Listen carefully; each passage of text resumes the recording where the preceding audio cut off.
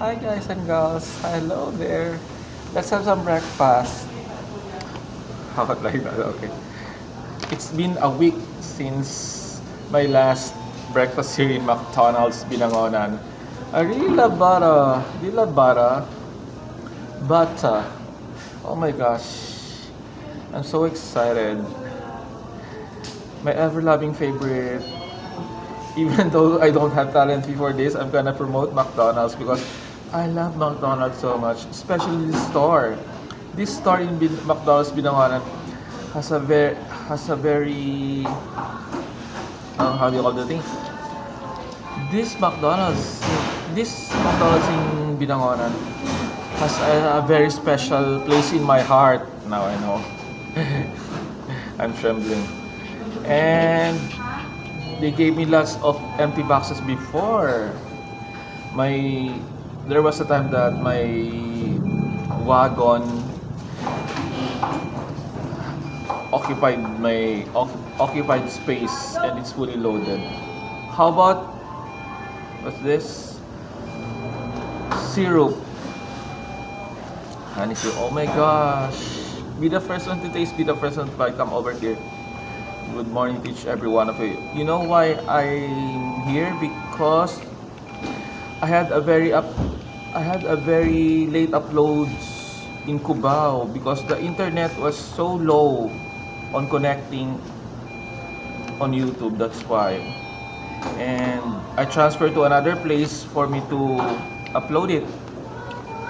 And I also have here. Oh my god. You're seeing the label. Oh my gosh, this is not a sponsor. Compared to McDonald's, I'm going to promote McDonald's. So over here. And I also have here one of my favorite breakfast here in McDonald's. My ever-loving favorite sausage McMuffin meal. You know what? When I order this one, I request to have my egg to be scrambled. Come on, don't be shy. Be the first one to taste the first time. But love it.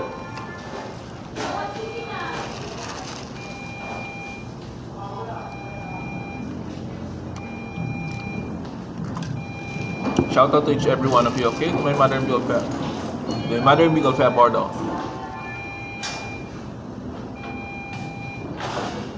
My childhood friend, Helen Careto. Helen Careto. Pops and Rock Legacy. To each every one of you, to my silent subscribers, to all my Facebook viewers, to all my first viewers who never get tired of my masterpieces, thank you. Thank you, Lord, for all the wonderful blessings that you gave to me.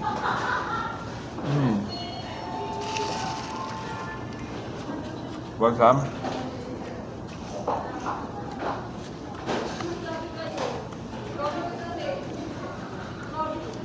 Actually, guys and girls, not only here in McDonald's Binangonan has a very large space in my heart, but also in Cubao.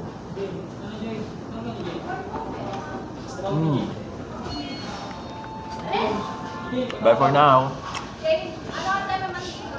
Thank you so much, everyone.